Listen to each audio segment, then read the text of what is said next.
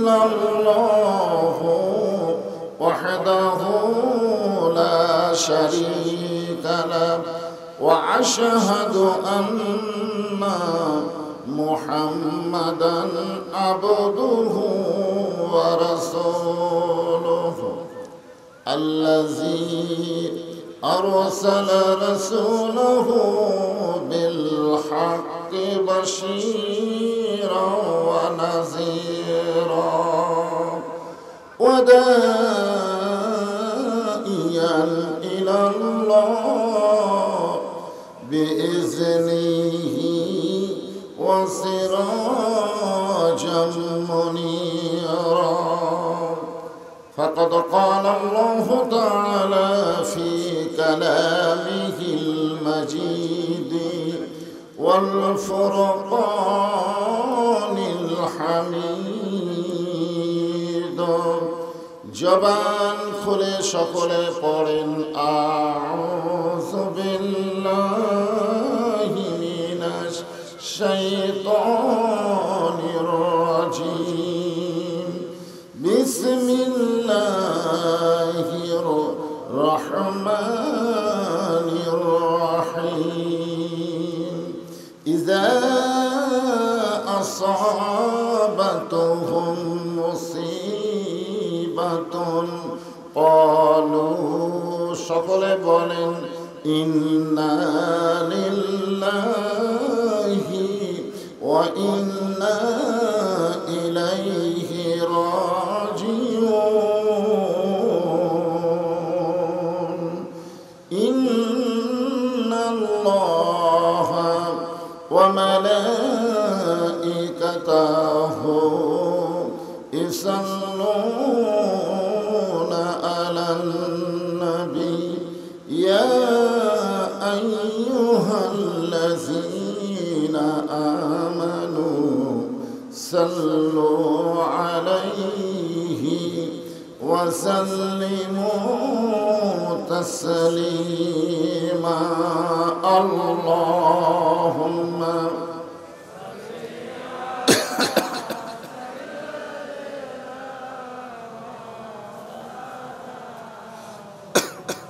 وعلى آل سيدنا شفيعنا হাজার হাজার মানুষ ছিল সেদিন রাসূল ছিল মোদের একজন সকলে মারিল পাথর নিষেধ তো কেউ করল না আল্লাহুম্মা সাইয়্যিদিনা মাওলানা মুহাম্মদ ওয়া আলা আলি সাইয়্যিদিনা শাফিআনা মাশরিকে হুব্বে মুহাম্মদ সকলে বলি সাল্লাল্লাহু আলাইহি ওয়াসাল্লাম मतलाए दीवानी माँ मतलाए खुर्शीद इश्कास सीनाए सुजानी माँ बलागल उला बिकमालिही कशफत दुजा बिजमालिही हसनत जमीओ खसालिही सल्लु अलैहि व आलिहि अल्लाहुम्मा आमीन। জান্নাতের বাগান থেকে জান্নাতি মানুষদেরকে নিয়ে আমি গুনাহগার তোমার রহমতের দরজায় দুখানা হাত তুলেছি আল্লাহ। হাসরের ময়দানে জব্বার আর কাহার নামে রূপ নিয়ে তুমি যখন বিচার শুরু করবে তোমার সামনে দাঁড়ায়া সমস্ত নবীরা নাফসি নাফসি বলে কাঁদতে থাকবে। এমন কঠিন অবস্থা হাসরে হবে সেদিন সমস্ত নবী তার উম্মতকে ভুলে যাবে, শুধু বলবে আল্লাহ আমার কি হবে, আমার কি হবে। একমাত্র দরদি নবী শাফাতের কান্ডারি ইয়া রব্বি হাবলি উম্মতি বলে সেজদায় পড়ে যাবে। সেই কঠিন মুসিবতের সময় আজকের এই মাহফিলকে ওসিলা করে আমাদের সবাইকে রাসূলের উম্মতের কাতারে আল্লাহ কবুল করে নিও। সুবহান রাব্বিকা রাব্বিল ইজ্জাতি আম্মা ইয়াসিফুন ওয়া সালামুন আলাল মুরসালিন walhamdulillahi rabbil alamin। লা ইলাহা ইল্লাল্লাহ।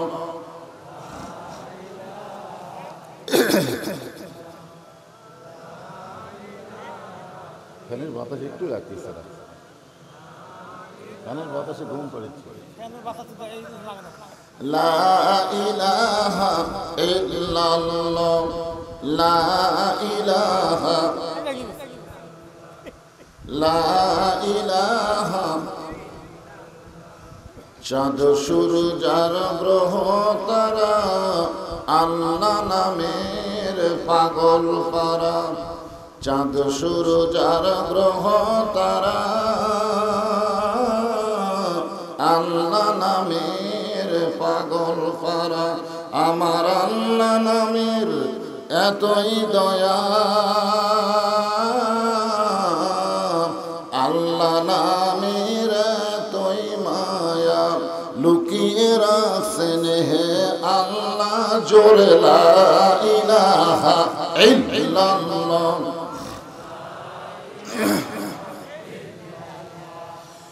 ইল্লাল্লাহু ইল্লাল্লাহ, ইল্লাল্লাহু ইল্লাল্লাহ, লা ইলাহা, লা ইলাহা ইল্লাল্লাহু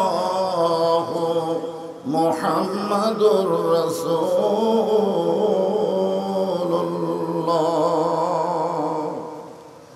রাসূলের মহব্বতে জবান খুলে সকলে বলি সাল্লাল্লাহু আলাইহি ওয়াসাল্লাম। ফুলিয়া পুঠিয়া পূর্ণিমাঘাটি ছয়বাড়িয়া কবরস্থান ও হাফিজি মাদ্রাসার উন্নতি কল্পে আজকের এই ইসলামী জলসায় আল্লাহ তাআলা যিনাকে সম্মানিত সভাপতির আসনে কবুল করেছেন, জনাব মোহাম্মদ রেজাউল ইসলাম তপন, অত্র ইউনিয়ন পরিষদের সম্মানিত বর্তমান চেয়ারম্যান। আজকের এই মাহফিলের সহ সভাপতি জনাব আলহাজ সোহরাব আলী, প্রধান অতিথি জনাব তানবীর ইমাম সহ সম্মানিত অতিথিবৃন্দ, সকলকেই অন্তরের অন্তঃস্থল থেকে আমি শুভেচ্ছা জ্ঞাপন করছি। সম্মানিত ওলামায়ে কেরাম, আমার সামনে আপনাদের মাঝে মাঝে যে সমস্ত আলেম ওলামা বসে আছেন, মঞ্চে উপবিষ্ট আছেন, মাগরিবের নামাজের পর থেকে এত রাত পর্যন্ত কোরআন হাদিসের আলোকে যেনারা গুরুত্বপূর্ণ আলোচনা করে আপনাদেরকে শোনালেন, আলেম ওলামা সহ আজকের মাহফিলের বক্তাগণকে অন্তরের অন্তঃস্থল থেকে আমি শুভেচ্ছা জ্ঞাপন করছি। এই মুহূর্তে আমার সামনে যারা বসে আছেন, যিনাদেরকে দেখার জন্য আল্লাহ অসংখ্য রহমতের ফেরেশতা নাজিল করেছেন, বক্তা দেখার জন্য আসে নাই, আপনাদেরকে দেখার জন্য এসেছে। ফেরেশতারা এসেছেন কেন? আল্লাহর হুকুমে। জোরে বলেন, কার হুকুমে? এখানে আল্লাহ ফেরেশতা পাঠায় প্রমাণ করে দিলেন, যেখানে কোরআন হাদিসের আলোচনা হয় সেটা দুনিয়ার সাধারণ কোনো মাহফিল নয়। যেই মাহফিলকে রাসূলের ভাষায় বলা হয়েছে রিয়াজুল জান্নাহ, বেহেশতের টুকরা। বলেন সুবহানাল্লাহ। আমার সামনে এই বেহেশতের টুকরার ভিতরে যারা বসে আছেন, এই সকল আল্লাহর বান্দাদেরকে অন্তরের অন্তঃস্থল থেকে আমি শুভেচ্ছা জ্ঞাপন করছি। সম্মানিত মা বোনেরা, পর্দার অন্তরালে বসে যিনি আলোচনা শুনতেছেন, আমি তাদেরকেও শ্রদ্ধা জ্ঞাপন করে এই মুহূর্তে জানতে চাচ্ছি আপনারা সকলে কেমন আছেন। আলহামদুলিল্লাহ আলা কুল্লি হাল। রাসূলুল্লাহ সাল্লাল্লাহু আলাইহি সাল্লাম, আল্লাহ রাসূল বলেছেন, সর্ব অবস্থায় আল্লাহর শুকরিয়া আদায় করা হলো বান্দার হক। সর্ব অবস্থায়, আপনি যে অবস্থায় থাকেন না কেন, শুকরিয়া করতে হবে কার? এই সম্পর্কে রাসূলের একটা হাদিস আছে, লাইন শাকারতুম লাযিদান্নাকুম, কোরআনের আয়াত। আর এই সম্পর্কে রাসূলের একটা হাদিস, হাদিসটা রচিত হয়েছে মুসা নবীকে লক্ষ্য করে। মুসা আলাইহিস সালাম একদিন তুর পর্বতে যাচ্ছেন আল্লাহর সঙ্গে কথা বলার জন্য। যাওয়ার সময় দেখে একটা ধনী মানুষ রাস্তায় দাঁড়িয়ে দাঁড়িয়ে কাঁদতেছে। মুসা আলাইহিস সালাম বললেন, কাঁদো কেন?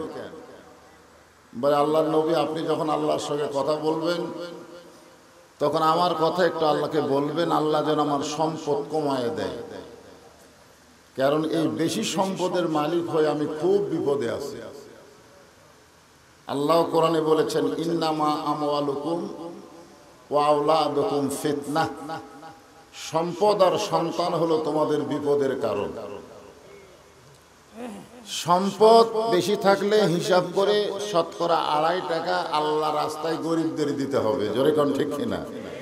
তাহলে সম্পদ যাদের বেশি তাদের হিসাব করার দরকার আছে না নাই?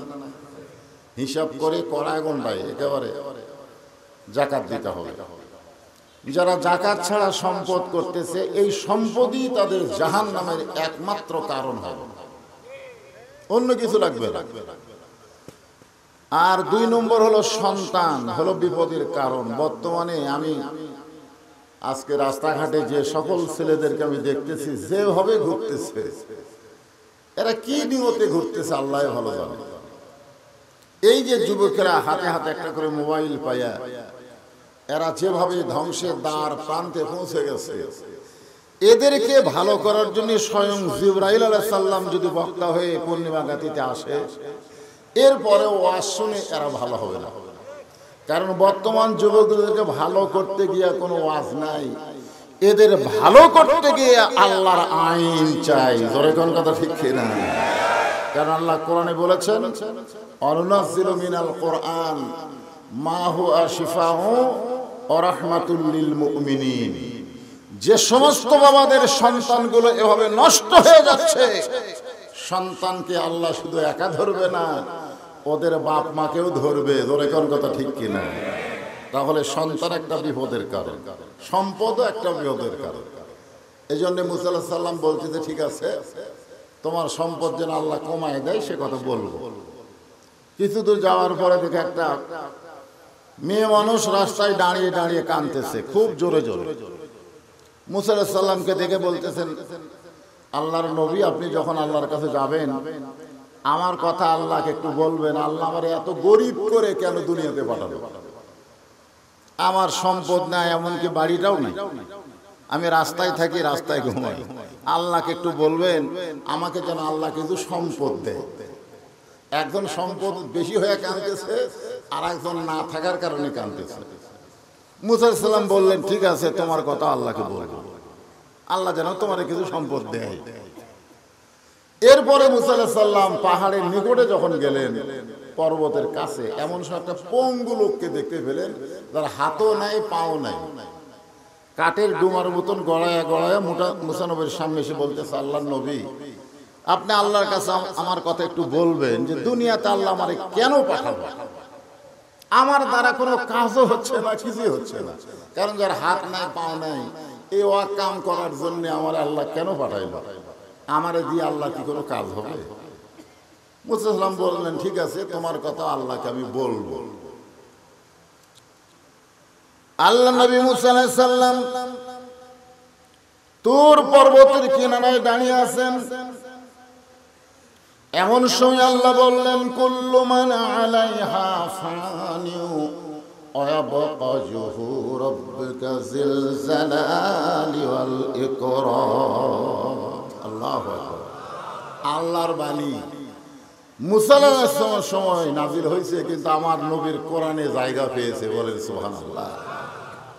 সব কিছু ধ্বংস হয়ে যাবে, শুধুমাত্র একজনই বাকি থাকবে, তিনি হলেন আমার আল্লাহ। তিনি কে? মানুষ যখন মরে যায়, মরার খবর শুনে আমরা সকলে বলি ইন্না লিল্লাহি ওয়া ইন্না ইলাইহি রাজিউন। আমি কিন্তু সে আয়াতে আজকে আপনাদের সামনে আলোচনা করব, কারণ কবরস্থানকে লক্ষ্য করি কিন্তু মাদ্রাসা তৈরি হয়েছে, ঠিক কিনা বলেন? হ্যাঁ, আগে কবরস্থান নাকি মাদ্রাসা? আগে কোনটা? আগে কবরস্থান, তারপরে মাদ্রাসা। মাদ্রাসা এখানে করার কারণ হলো যে কবরে যারা আছে তারা মাদ্রাসার বিনিময়ে যেন সদকায়ে জারিয়া হিসাবে কিয়ামত পর্যন্ত একটা সওয়াব পায়। জোরে কারণ সুবহানাল্লাহ। খুব বুদ্ধিমান আপনারা। বহু গোরস্থান সাদাতপুর দেখছি, আপনাকে উল্লাপাড়ায় দেখছি, কিন্তু মাদ্রাসা নাই। কিন্তু আপনারা এত বুদ্ধিমান যে গোরস্থানের পাশাপাশি একটা মাদ্রাসা গড়াইছেন। আল্লাহ তাআলা মাদ্রাসার কোরআনের ওসিলাই, মাদ্রাসার বাচ্চাদের তালবে ইলমদের কোরআন তেলাওয়াতের ওসিলাই, মাদ্রাসার হুজুরদের দোয়ার ওসিলাই সমস্ত কবরে যারা শায়িত আছে আল্লাহ যেন তাদের মাফ করে দেয়। এখানে সুবহানাল্লাহ না তো আমিন কি বলা লাগবে? আমিন।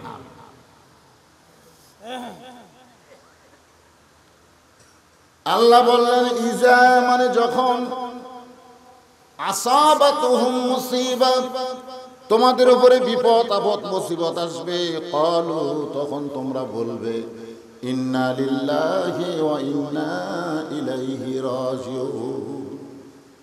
মানুষ মরলে তোমরা ইন্না লিল্লাহ বলবে, এ কথা কিন্তু কোরআনেও নাই, হাদিসেও নাই, কিন্তু আমরা মানুষ মরলে এটা পড়ি, ঠিক কিনা বলে?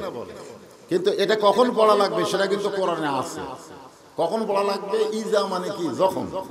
আসাবাতুহুম মুসিবা তোমাদের উপরে বিপদ আপদ মুসিবত আসবে, ক্বালু তখন তোমরা বলবে, ইন্না লিল্লাহি ওয়া ইন্না ইলাইহি রাজিউন। এখন আপনারা বলেন, মানুষ মরলে আমরা কেন পড়ি? না না, মানুষ মরলে আমরা কেন পড়ি এটা কি আপনারা জানেন? না জানলে বলবেন জানি না। এখানে কি আপনারা আমার বগুড়ার তাকে নিয়ে আসেন এমনি এমনি? কিছু জানার জন্য, জোরে কর কথা ঠিক কিনা? কিছু জানার জন্যই তো নিয়ে আসেন। তো এই জন্য মানুষ মরলে আমরা এটা পড়ি কেন? আসলে তো মানুষ মরলে পড়ার কথা না, এটা পড়তে হবে বিপদ আপদ মুসিবতের সময়। কিন্তু মানুষ মারা গেল আর শুনেই বললাম ইন্না লিল্লাহ। কারণ কি? মানুষ মরা এটা কষ্টকর, কিন্তু মুসলমান মরা এইটা তো কোনো কষ্টের কথা না। আল্লাহ বললেন, মুসা মৃত্যু তোমার কাছে কেমন মনে হয়? যে মৃত্যু নিয়ে আমরা এত টেনশন, এত চিন্তা, ঠিক কিনা বলে? আজকে অনেকে গল্প করে, উল্লাপাড়া চাষ করে, অমুকের ফাঁসি হলো, অমুকের ফাঁসি হলো, অমুকের ফাঁসি হবে, কিন্তু একটা বড় চিন্তা করে না যে আমার মৃত্যু হবে।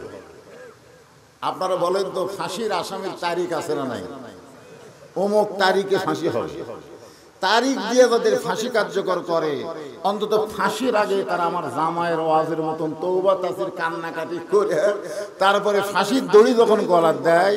কয়েকদিন আগে একটা জল্লাদ মুক্ত হয়েছে, শাহজাহান, নাম কি? শাহজাহান। ও বলেছে, আমি যতগুলো ফাঁসির জন্য নিয়ে গেছি, ফাঁসির দড়ি গলার দেওয়ার সাথে সাথে এমনকি এরশাদ সিকদার, বিশ্ব খারাপ লোক, সেও পড়েছে লা ইলাহা ইল্লাল্লাহ মুহাম্মাদুর রাসূলুল্লাহ। আল্লাহ নবী বলেছেন, কোন ব্যক্তি সারা জীবন যদি পাপ করে আর মরার সময় কলমা কইতে কইতে যদি মারা যায়, এক কলেমার উসিলায় আল্লাহ তার সব পাপ মাফ করে দেয়। তাহলে তো যারা ফাঁসি হচ্ছে তারা তো ভালোই হচ্ছে, ঠিক কিনা বলে? কিন্তু আমরা যারা মরতেছি, যারা মরে ঠিক কথা কন না কেন? এই যারা আমরা মরার আসামি, এখানে যারা আমরা আছি একটাও ফাঁসির আসামি না, সবগুলো হলো মরার আসামি। ধরে কোন কিসের আসামি? ফাঁসির আসামির তারিখ আছে, মরার আসামির কোনো তারিখ নাই। তাহলে কোনটার গুরুত্ব বেশি, ফাঁসি না যখন তখন মরা? আমরা আমাদের মৃত্যু নিয়ে চিন্তা করি না, অপরের ফাঁসি নিয়ে চিন্তা করি। আল্লাহ বললেন, মুসা মৃত্যু তোমার কাছে কেমন মনে হয়?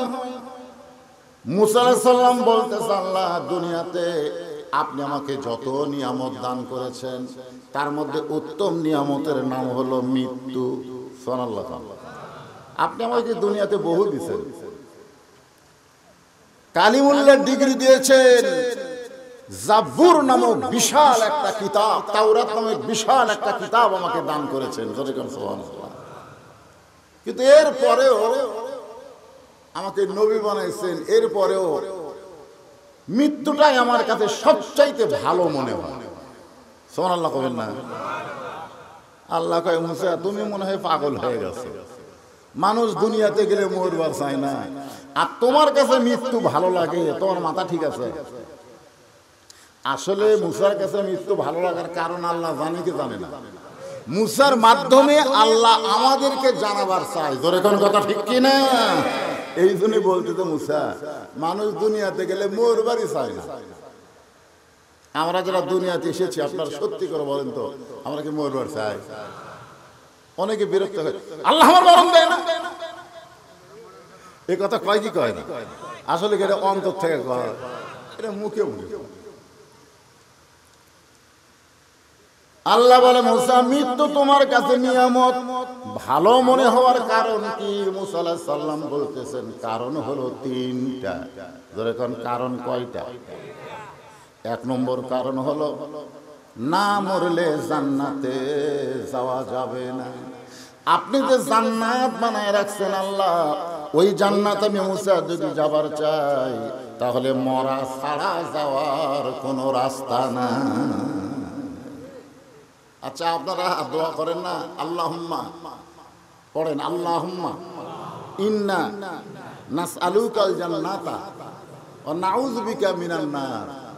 আল্লাহ তোমার কাছে আমরা জান্নাত চাই, জাহান্নাম থেকে মুক্তি চাই। এই দোয়াটা যদি আপনারা করেন, আপনারা কি আসলে জান্নাতে যাওয়ার জন্য করেন না দুনিয়াতে থাকার জন্য করেন? কথা কয় না। তাহলে জান্নাতে যাওয়ার জন্য এই দোয়া যদি করেন, তাহলে মরা আলী এত টেনশন করেন কেন? কারণ জান্নাতে যাবার গেলে মরা লাগবে। না মরে জান্নাতে গেছে এর প্রমাণ নাই। আল্লাহ রাসূল বললেন, বাইতুল মুকাদ্দাসে লাইলাতুল মিরাজের রজনীতে ফেরেশতা জিবরাইল বললেন, হুজুর আজকে আপনাকে 2 রাকাত নামাজ পড়ান লাগবে। কয় রাকাত নামাজ পড়া লাগবে না পড়ান লাগবে? পড়ান লাগবে। তো আল্লাহ রাসূল 2 রাকাত নামাজ পড়ানোর পরে জিবরাইলকে বললেন, ভাই জিবরাইল, আমি তো নামাজ পড়ালাম, আমার পিছনে যে বহু মুসল্লি, এই মুসল্লিগুলা কারা? জিবরাইল বলতেছে, 1,24,000 নবী রাসূল আজকে আপনার পিছনে ইক্তেদা করেছে। এই মুহূর্তে আপনি আর নবী নাই, আপনি হলেন ইমামুল আম্বিয়া, ইমামুল মুরসালিন। সমস্ত নবীদের আপনি সর্দার। ধরেন সুবহানাল্লাহ। নবী বললেন, জিবরাইল আমি একটু সব নবীকে দেখতে চাই। দেখা যাবে না? জিবরাইলকে বলতেছে, কারণ আল্লাহ রাসূল নিজের থেকে কিছুই করে না, যা কিছু করে কার ইচ্ছায়। তার দলিল কোরআনে আছে না নাই? মা ইয়ানতিকু আনিল হাওয়া ইন হুয়া ইল্লা ওয়াহয়ু ইউহা। ফেরেশতা জিবরাইল বললেন, রাসূল আল্লাহ হুকুম দিয়েছেন আপনি ইচ্ছা করলে সমস্ত নবীকে দেখতে পারেন। নবী একটা উঁচু জায়গায় দাঁড়িয়ে 1,24,000 নবী রাসূলের দিকে তাকায় দেখলেন। নবী দেখতেছেন সবার চেহারা দিয়া নূর আসতেছে, আলো আসতেছে। সমস্ত নবীর চেহারা দিয়া কি আসতেছে? নূর আলো আসতেছে, কিন্তু একটা নবীর চেহারা কোনো আলো নাই। একজন নবীর চেহারা কি নাই? কোনো আলো নাই।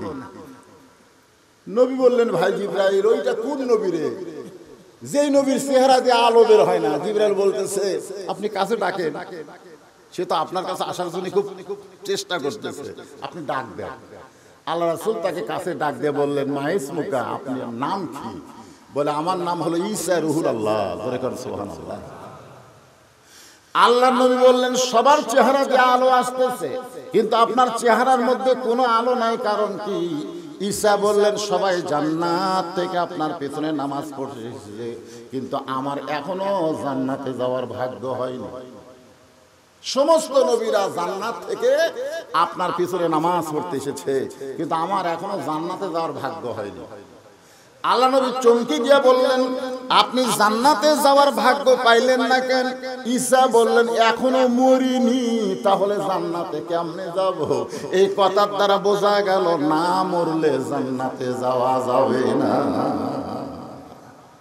গোরস্থানের মাহফিল, আমার সামনে যারা বসে আছেন, ওয়াজ শোনার আগে আমি আপনাদের কাছে জানতে চাই, আপনারা কারা কারা জান্নাতে যাবার চান? দুই হাত করে আল্লাহকে একটু দেখান।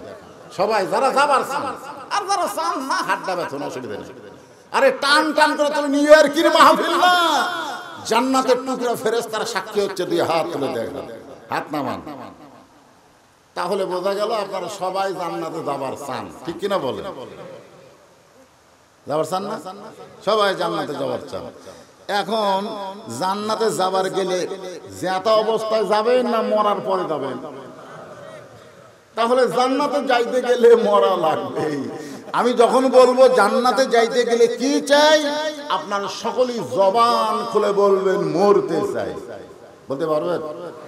জান্নাতে যাইতে গেলে কি চাই? আরো জোরে জোরসে বলুন। আজকে ফিলিস্তিনের মুসলমানেরা ইসরায়েলের সাথে টক্কর দিচ্ছে, যে ইসরায়েলকে আমেরিকা সহযোগিতা করতেছে। ফিলিস্তিনদের মুসলমানের একটাই কথা, বাঁচলে কষ্টের দুনিয়া, মরলে শান্তির জান্নাত। ধরে গান সুবহানাল্লাহ। আজকে যারা আমার সামনে বসে আছেন, এই দুনিয়াতে আপনি কি পাইছেন যার কারণে দুনিয়া থাকার লালসা করেন? একতলা থেকে দোতলা করেন, দোতলা থেকে তিনতলা করেন, তিনতলা থেকে চারতলা করেন, চারতলা থেকে পাঁচতলা করেন। আর একজন, ভাই কয়তলা করবি রে? 10 তলার ভিত দিছি।